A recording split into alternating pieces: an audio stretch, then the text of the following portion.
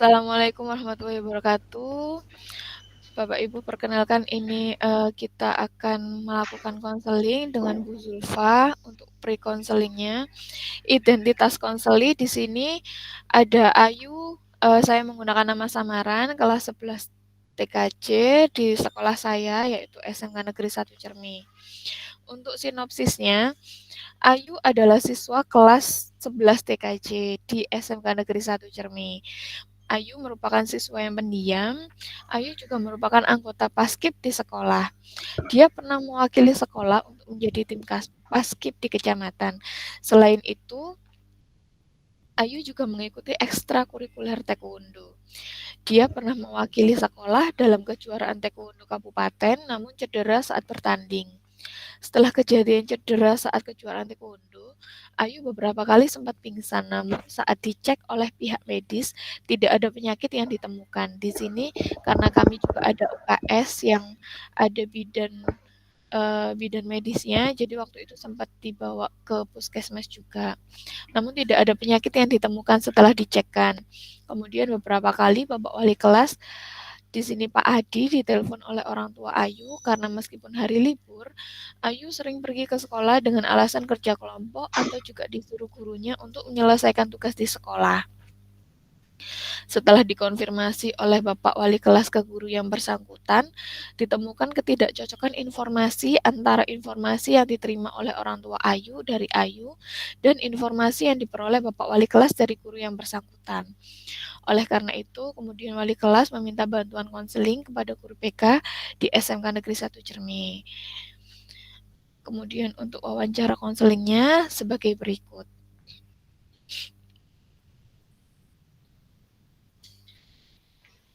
Tok tok tok tok. Assalamualaikum Bu Reni. Waalaikumsalam. Oh iya Mbak Ayu, silakan masuk dulu. Bagaimana kabarnya? Alhamdulillah baik Bu. Ada apa ya Bu? Tadi Ibu memanggil saya. Iya Mbak Ayu. Ayu silakan duduk dulu. Baik Bu. Mbak Ayu tadi pagi apa sudah sarapan? Tadi sih udah sarapan sih Bu. Tapi belum sempat selesai buru-buru berangkat. Oh berangkat, itu tadi bangunnya kurang pagi mungkin ya, jadi keburu sudah berangkat. Berangkatnya sama siapa tadi pagi? Tadi berangkatnya sih sendirian Bu. Naik sepeda motor. Hati-hati kalau berangkat naik sepeda motor ya, karena akhir-akhir ini juga banyak anak-anak yang kecelakaan karena berangkat sekolah itu jamnya mepet dengan jam masuk sekolah. Iya, begini Mbak Ayu. Sebelumnya, apa Mbak Ayu sudah pernah melakukan sesi konseling? Belum Bu. Apa ya Bu? Sesi konseling itu. Baik, sebelum kita mulai sesi konseling ini, sebaiknya kita berdoa dulu, sehingga proses konseling kita nanti bisa berjalan dengan lancar. Mari kita berdoa.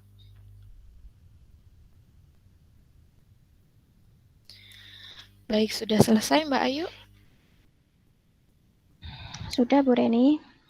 Baik, sekarang Ibu akan menjelaskan secara singkat apa itu konseling. Konseling itu adalah percakapan antara dua orang atau lebih secara langsung atau secara tatap muka antara konselor dan konseli untuk membantu menyelesaikan suatu permasalahan yang dialami oleh konseli. Nah, tugas sebagai konselor itu membantu mengarahkan suatu permasalahan tersebut agar dapat terarah dengan baik. Perlu diketahui bahwa suatu permasalahan itu dapat terselesaikan melalui niat dan tujuan yang baik dari diri kamu sendiri, yaitu di sini sebagai konseli ya, karena setiap permasalahan itu hanya kita sendiri yang dapat menemukan solusinya.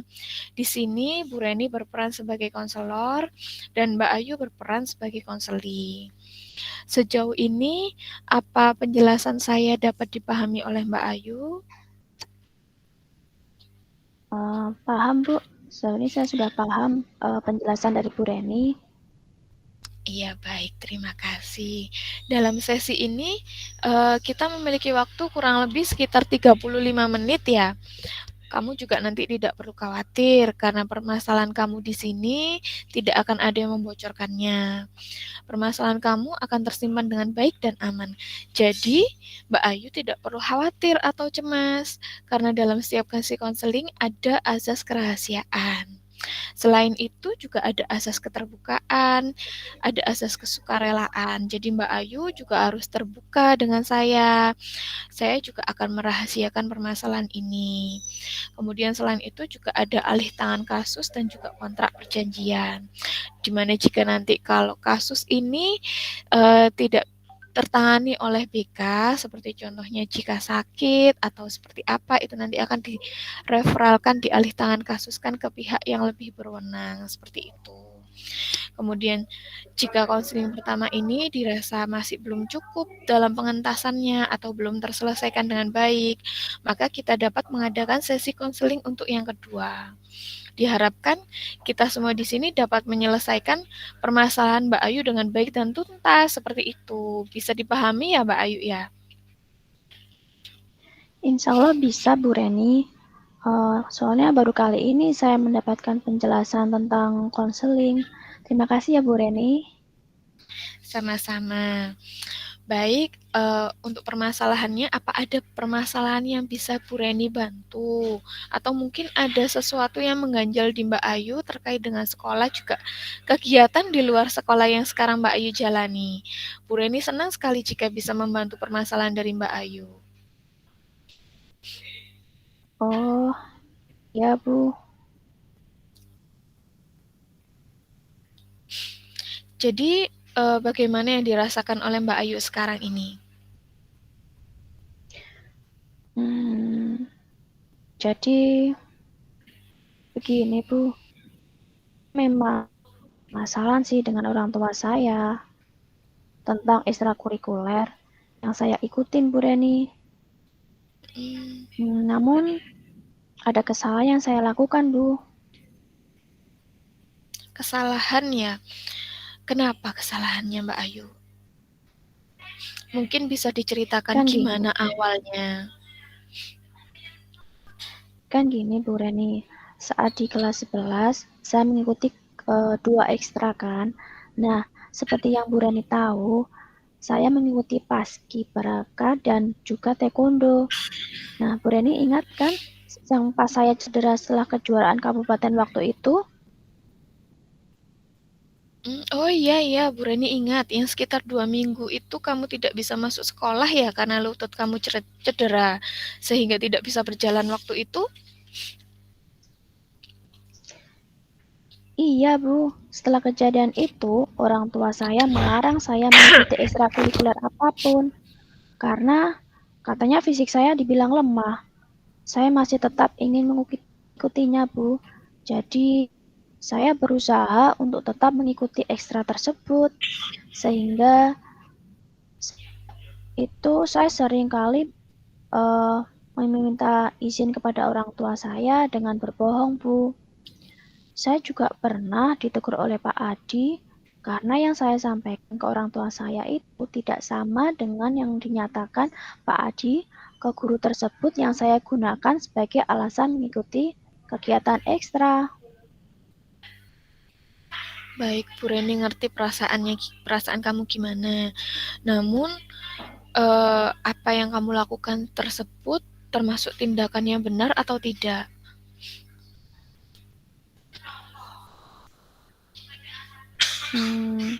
Enggak sih Bu, enggak benar itu Bu. Nah, bukankah lebih baik tetap berkata jujur kepada orang tua untuk meminta izin? Dan jika belum diberikan izin, bukankah kita harus sabar untuk menunjukkan pada orang tua kita bahwa kita bisa melakukan kegiatan tersebut dengan baik tanpa mengganggu kesehatan kita? Bukankah orang yang berkata jujur adalah orang yang mulia? Iya juga ya Bu. Namun saat takut dimarahin orang tua, kalau saya jujur mau mengikuti ekstrakurikuler Bu. Iya, Bu Reni paham. Cuman kan tetap lebih baik kita berkata jujur daripada berbohong kan. Toh nanti kalau ketahuan kamu berbohong, tetap juga pastinya akan dimarahi lagi. Iya juga ya, Bu Ren. Baik, jadi sekarang kita ketahui bahwa permasalahan Mbak Ayu ini adalah sering berbohong kepada orang tua. Benar begitu, Mbak Ayu? Benar Bu Reni. Itu permasalahan yang mengganggu saya saat ini. Baik, jadi sekarang Bu Reni ingin menjelaskan tujuan dari konseling ini agar diskusi kita nanti lebih terarah dan bermakna. Bagaimana pendapat Mbak Ayu? Baik Bu Reni, saya setuju dengan Bu Reni. Baik, terima kasih Mbak Ayu atas pemahamannya. Jadi begini, konseling ini bertujuan untuk membantu Mbak Ayu agar Mbak Ayu mampu mengurangi atau bahkan menghilangkan perilaku berbohong kepada orang tua. Seperti Mbak Ayu berbohong mengatakan kepada orang tua jika ada kerja kelompok di sekolah. Padahal Mbak Ayu sedang mengikuti latihan paskib. Kemudian, Mbak Ayu menjadi berani untuk mengatakan jika masih mengikuti latihan paskib. Kemudian yang kedua, Mbak Ayu berbohong mengatakan kepada ayah atau ibu jika disuruh oleh guru produktif ke sekolah untuk mengerjakan tugas, padahal sebenarnya ada latihan taekwondo. Kemudian setelah proses konseling ini, kita berharap Mbak Ayu bisa menjadi berani untuk mengatakan jika Mbak Ayu akan mengikuti latihan ekstrakurikuler taekwondo. Begitu ya Mbak Ayu? Ya Bu Reni, terima kasih ya Bu Reni. Sekarang saya memahami tentang tujuan konseling yang mau saya lakukan saat ini bersama Bu Reni. Baik Mbak Ayu, Bu Reni juga berterima kasih sekali kepada Mbak Ayu atas kepercayaan yang sudah diberikan Mbak Ayu kepada Bu Reni. Sekarang kita perlu berdiskusi untuk mempelajari cara memecahkan masalah yang Mbak Ayu alami. Apa Mbak Ayu setuju? Saya setuju Bu Reni. Baik, Bu Reni ingin menjelaskan kepada Mbak Ayu tentang cara atau metode yang perlu dipelajari. Di sini kita bisa menggunakan untuk penguatan positif dengan punishment and reward. Jadi dengan hadiah dan juga hukuman. Strategi ini harapannya bisa digunakan untuk mengatasi masalah berbohong. Apa Mbak Ayu Baik setuju? Bu Reni. Iya Bu Reni, saya setuju. Nah, untuk itu bagaimana caranya Bu Ren? Jadi dalam penguatan positif dengan reward and punishment ini, kita memberikan konsekuensi yang menyenangkan saat suatu perilaku yang diharapkan muncul dengan tujuan agar perilaku tersebut dapat dilakukan secara konsisten. Jadi di sini kalau Mbak Ayu jujur nanti akan mendapatkan reward sehingga nanti setelah terngiang-ngiang rewardnya itu Mbak Ayu bisa selalu berkata jujur. Sehingga jujurnya itu tadi nanti bisa menjadi konsisten dengan kesepakatan tentunya. Kemudian untuk reward dan punishment-nya nanti Mbak Ayu sendiri yang menentukan. Jadi hukumannya apa, hadiahnya apa, tidak harus berupa materi. Di sini yang harus kita sepakati, pemberian hadiah dan hukuman yang kamu kehendaki nanti bukan berupa fisik ya Mbak. Jadi ada hukuman yang bermanfaat namun tidak terlalu kamu sukai. Bagaimana? Baik Bu Reni, saya setuju. Tapi untuk hadiah, saya suka dipuji jika saya melakukan hal yang baik. Namun, untuk hukuman, mungkin mengaji atau menghafalkan surat pendek saja ya Bu Ren. Baik, jadi sudah kita kesepakati ya Mbak ya untuk reward and punishment-nya. Untuk reward, Mbak Ayu memilih sendiri untuk diberikan pujian jika bisa izin untuk melakukan ekstra paskib maupun taekwondo tanpa berbohong ke orang tua. Dan akan mendapatkan punishment berupa hafalan surat pendek atau mengaji jika belum bisa berkata jujur ke orang tua. Bukan begitu kan Mbak Ayu? Iya Bu. Baik, sebelum itu Bu Reni ingin memperlihatkan video yang sudah Bu Reni persiapkan untuk memotivasi Mbak Ayu. Sebentar ya. Baik, Bu Reni.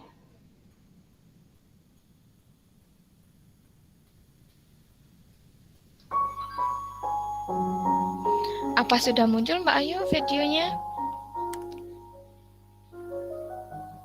Sudah, Bu. Sudah muncul. Diperhatikan dengan baik dulu ya. Assalamualaikum warahmatullahi wabarakatuh. Pernahkah Anda berbohong kemudian menyesal? Gak pernah. Apa yang lantas Anda lakukan? Biar saya tebak. Mungkin Anda akan melakukan salah satu alternatif berikut ini. Yang pertama, mengakui bahwa Anda berbohong dan melakukan klarifikasi serta meminta maaf. Atau yang kedua, diam saja. Dalam hati sudah sadar kalau bohong itu dosa dan berjanji untuk tidak melakukannya lagi, tidak perlu meminta maaf. Yang penting dah janji pada diri sendiri untuk tidak bohong lagi. Dan yang ketiga, malulah kalau ketahuan bohong. Maka terciptalah kebohongan-kebohongan lain untuk menutupi kebohongan yang pertama. Jadinya kebohongan berantai. Bukan pembunuhan aja yang berantai, tapi kebohongan pun bisa berantai. Orang lain mungkin tidak tahu kalau Anda bohong. Tapi, dapatkah Anda hidup tenang berada dalam lubang kebohongan? Kalau sudah sekali berbohong, biasanya akan diikuti oleh kebohongan-kebohongan lainnya. Contohnya, percakapan di sebuah kantor di pagi hari.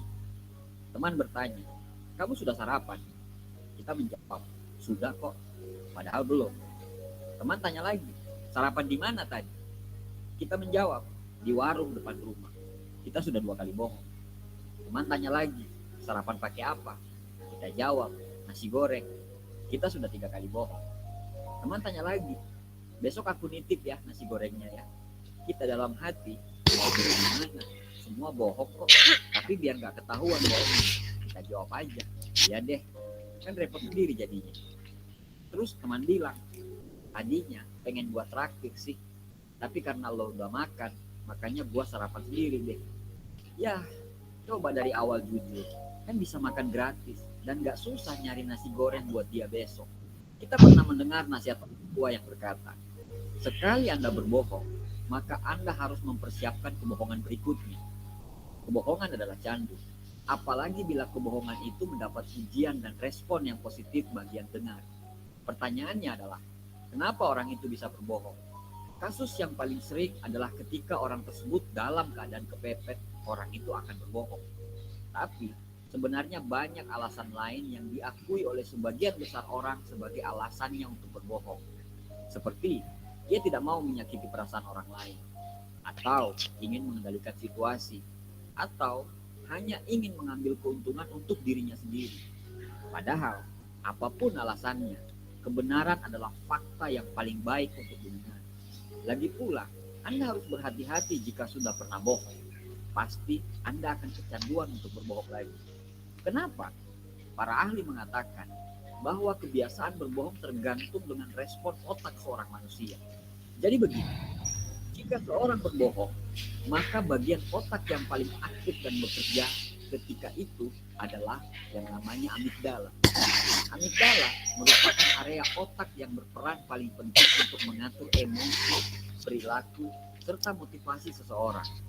Pada saat orang berbohong pertama kali, maka amigdala akan menolak perilaku yang Anda lakukan itu dengan menimbulkan respon emosi. Respon emosi ini dapat berupa rasa takut yang muncul ketika pertama kali berbohong. Ya, ketika Anda berbohong, pasti berbagai fungsi tubuh akan berubah.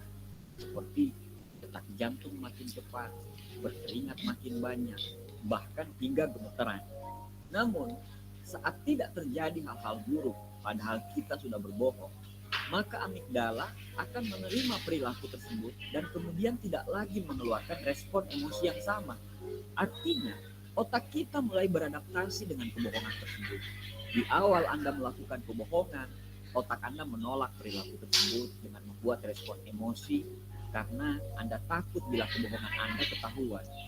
Namun, jika Anda melakukannya berkali-kali, apalagi ketika kebohongan pertama berhasil, maka otak justru beradaptasi dengan kebohongan yang Anda lakukan. Otak akan mengira bahwa tidak masalah jika berbohong 1 kali.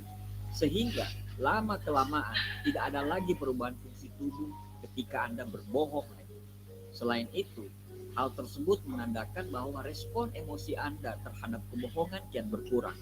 Pada akhirnya, berbohong menjadi sebuah kebiasaan dan Anda akan menjadi pembohong yang profesional. Jadi jangan heran bila ada orang yang terbiasa dengan kebohongan demi kebohongan. Bahkan kebohongan tersebut merupakan kejujuran bagi dirinya. Untungnya kita manusia ini bukan boneka Pinocchio yang ketika berbohong hidungnya itu bisa panjang. Banyak dari kita menganggap satu kebohongan kecil tidak akan berpengaruh apa-apa. Padahal satu kebohongan kecil itulah yang membuka jalan bagi dia untuk melakukan kebohongan besar. Bohong dalam ucapan, kesaksian, pemberitaan, dan sebagainya merupakan salah satu tanda-tanda kemunafikan. Kebohongan adalah induk dari berbagai dosa. Kebohongan adalah sumber dari berbagai macam dosa-dosa lain. Kalau Anda mendapatkan jabatan, teman, harta, dan semua yang Anda mau dengan kebohongan, percayalah, itu tidak akan bakal lama. Cobalah untuk selalu berbicara apa adanya. Jangan tergoda untuk berbohong, meski hanya terkesan sepele, karena itu lama-kelamaan akan jadi kebiasaan. Jangan berbohong jika kamu ingin menyelesaikan masalah, karena ketika kamu berbohong, akan muncul masalah berikutnya. Setelah itu, kepercayaan akan hilang. Jangan pernah percaya dengan orang yang membohongi kamu, dan jangan berbohong kepada orang yang mempercayai dirimu. Berbohong itu hak setiap orang. Tapi kalau sudah tidak dipercaya lagi dan mulai dijauhi, ya jangan menyesal. Jangan suka berbohong karena hidupmu akan dipermainkan keadaan dan kepalsuan. Jika tidak, katakan tidak. Jika iya, katakan iya. Jangan berbohong dan membuatmu merasa sakit lebih jauh. Jangan sekali-kali berbohong karena kebohongan pertama harus ditutupi oleh kebohongan-kebohongan yang lainnya.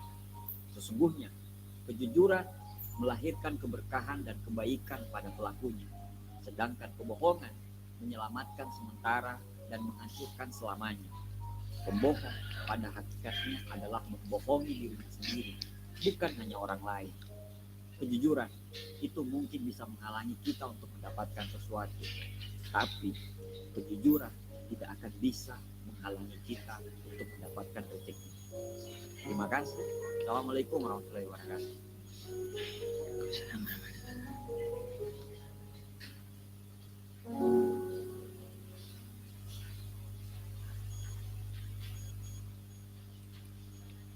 Baik, itu tadi Mbak Ayu video yang Bu Reni carikan khusus untuk Mbak Ayu. Ada satu video lagi sebenarnya untuk Mbak Ayu memotivasi. Jadi biar Mbak Ayu juga semakin yakin, oh iya kalau jujur itu ternyata jauh lebih menyenangkan daripada berbohong, meskipun bisa dibilang karena Mbak Ayu menutupi ketakutannya itu tadi agar tidak dihukum oleh orang tuanya. Apa mau melihat juga? Boleh, Bu Reni? Oke, Bu Reni. Ini khusus untuk Mbak Ayu.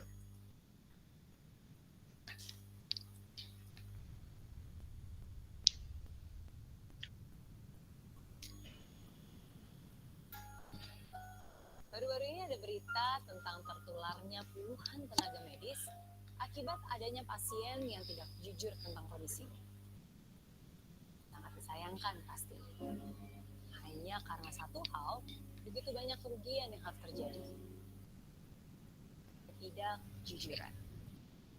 Sebuah ketidakjujuran tidak pernah menyelesaikan masalah. Sebuah ketidakjujuran lalu mengakibatkan munculnya masalah baru. Apapun keadaannya, apapun konsekuensinya, jujurlah. Jujur pada diri sendiri, jujur pada orang lain.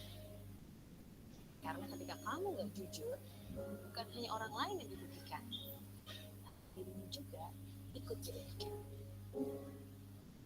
Saya jadi teringat sebuah kisah lama. Kisah ini saya dengar dari sejak saya kecil. Begini ceritanya. Ada seorang raja yang memasuki usia senja dan ingin mencari penggantinya. Nah, berbeda dengan tradisi sebelumnya, raja ini tidak menunjuk anak-anak maupun orang terdekatnya. Dia justru memanggil para pemuda di seluruh pelosok negeri itu dan berpidato di hadapan mereka. Aku akan mengadakan sayembara. Kalian semua akan mendapatkan sebuah biji. Tanamlah biji ini, rawatlah, dan kembalilah setahun lagi dengan tanaman kalian masing-masing. Bagi siapa yang memiliki tanaman terbaik, akan langsung kutunjuk menjadi raja untuk menggantikanku. Begitu ucapnya. Ada seorang pemuda bernama Joko terlihat sangat antusias. Dan akhirnya dia menanam biji itu dan menyiramnya setiap hari. Hari demi hari berlalu sampai sebulan. Dan ternyata belum tumbuh apa-apa. Setelah 6 bulan, para pemuda lain mulai membicarakan tanaman mereka yang tumbuh tinggi. Namun, si Joko kosong melompong. Jangankan ada daun dan tangkai, tanda-tanda kehidupan aja nggak ada sama sekali. Tapi Joko tidak mengatakan apapun kepada teman-temannya. Dia tetap menunggu biji tersebut bertumbuh. Setahun pun berlalu. Semua pemuda bawa tanamannya kepada sang raja. Awalnya Joko enggan, namun ibunya mendorongnya untuk pergi dan berbicara apa adanya. Dan raja pun menyambut para pemuda seraya memuji tanaman yang mereka bawa. Wow, kerja kalian luar biasa. Tanaman kalian begitu indah. Aku akan menunjuk seorang dari kalian untuk menjadi raja yang baru. Tiba-tiba raja melihat Joko berdiri di belakang kerumunan orang dan memanggilnya. Joko pun panik dan gemeteran. Aduh, jangan-jangan aku akan dihukum karena tidak memberikan hasil sedikit pun. Begitu pikirnya. Orang-orang di sekitarnya pun mengejek dan mencemooh dia karena membawa pot yang kosong melompong. Tenang, raja berseru. Ia pun mendatangi Joko, lalu ia mengumumkan, dia adalah raja kalian yang baru. Dan semua orang pun terkejut. Bagaimana mungkin seseorang yang gagal tidak menghasilkan apa-apa bisa menjadi raja? Sang raja pun melanjutkan. 1 tahun yang lalu aku memberimu sebuah biji untuk ditanam. Tapi aku memberikan biji yang sudah dimasak. Dan tentu saja biji yang sudah dimasak tidak akan mungkin bisa bertumbuh. Jadi untuk kalian yang membawa pot dengan tanaman yang indah, kalian semua tidak jujur. Dan kalian semua menggantinya dengan biji yang lain. Dan hanya Joko yang memiliki kejujuran dan membawa keberanian untuk membawa pot dengan biji yang aku berikan. Maka dari itu, aku memilihnya untuk menjadi penerusku. Ya, itulah akhir dari cerita tersebut. Kejujuran akan membawa kemenangan di akhir. Sedangkan kebohongan hanya akan memberimu kesuksesan yang sulit. Orang yang tidak jujur, hidupnya akan dipenuhi dengan ketakutan. Takut salah bicara, takut ketahuan, takut disalahkan. Sebaliknya, ketika kamu berkata jujur, kamu tidak perlu berusaha untuk mengingat apapun. Ketika kamu berkata jujur, kamu tidak perlu terus-menerus dikejar rasa bersalah. Lebih baik jujur meskipun tampak memalukan. Lebih baik jujur meskipun harus dimarahi. Lebih baik jujur meskipun menyakitkan. Mungkin kamu bisa berbohong pada orang lain, tapi kamu nggak akan bisa membohongi diri kamu sendiri. Kamu nggak akan bisa membohongi Tuhan. Jujur itu adalah sebuah keberanian. Keberanian untuk mengakui kesalahan. Keberanian untuk menerima segala konsekuensi dari perbuatan. Jujur itu melegakan. Jujur itu sangat mahal. Jujur akan membuat kamu percaya. Dan kepercayaan itu tidak ternilai harganya. Kepercayaan itu tidak bisa dibayar dengan apapun.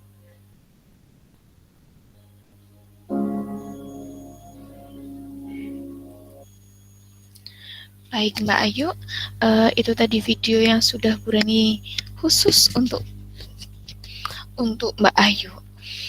Lalu setelah melihat 2 video tadi, yang pertama berbohong itu merusak otak, kemudian yang kedua harga dari ketidakjujuran. Bagaimana perasaan Mbak Ayu setelah melihat video tersebut?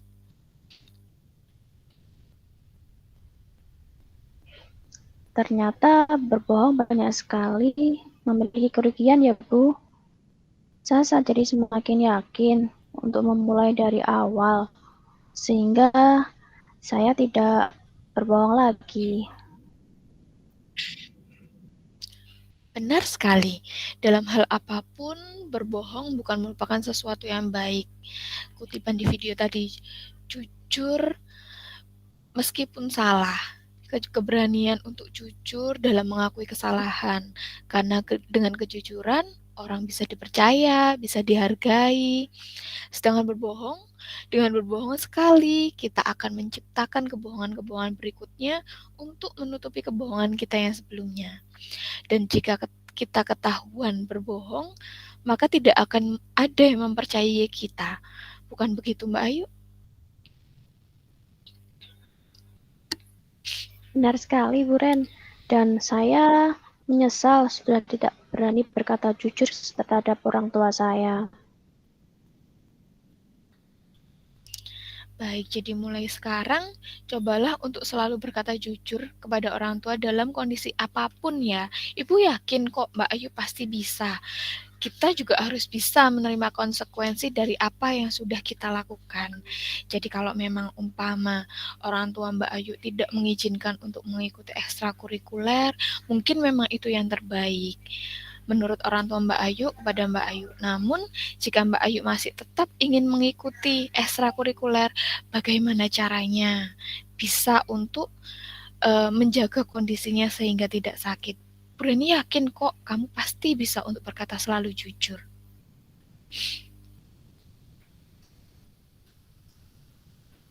Baik Bu Ren, insya Allah saya akan berusaha semaksimal mungkin. Saya juga merasa lebih lega dan tenang setelah mengetahui bagaimana saya harus bersikap ke depannya, Bu. Dan tentunya ini berkat bantuan Bu Reni. Terima kasih banyak Bu Reni. Sama-sama, Bu Reni juga berterima kasih kepada Mbak Ayu yang hebat karena sudah berani mengakui kesalahannya. Juga untuk komitmen sehingga bisa menjadi lebih baik lagi. Semoga solusi yang kita peroleh hari ini bisa efektif dalam menangani permasalahan yang Mbak Ayu hadapi ya. Nanti juga Bu Reni kasih kertas untuk menuliskan di situ apa yang sudah Mbak Ayu kerjakan untuk kejujurannya atau sudah bisa untuk tidak berbohong seperti itu. Lalu apa yang bisa Mbak Ayu simpulkan dari pertemuan hari ini?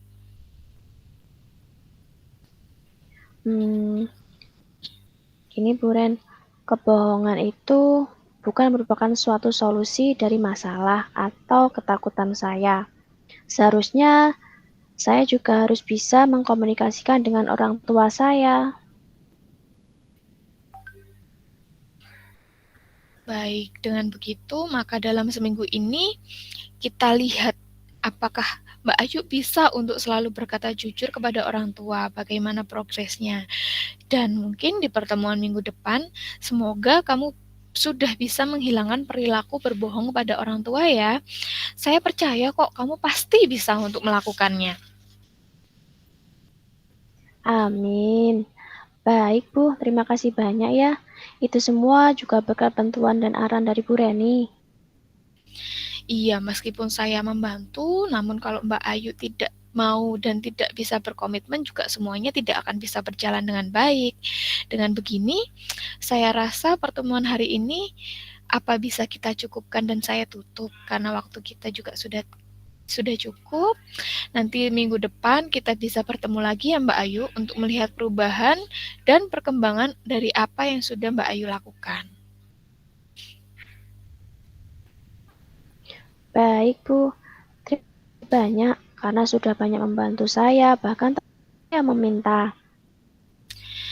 Iya, itu sudah menjadi tugas dari Bu Reni di sini karena orang tua karena di sekolah Bapak Ibu guru juga saya merupakan orang tua kedua untuk Mbak Ayu. Sedangkan di rumah kan sudah ada orang tuanya sendiri ya. Baik, jika begitu mari kita berdoa untuk menutup pertemuan kita hari ini. Silakan berdoa. Baik, berdoa selesai.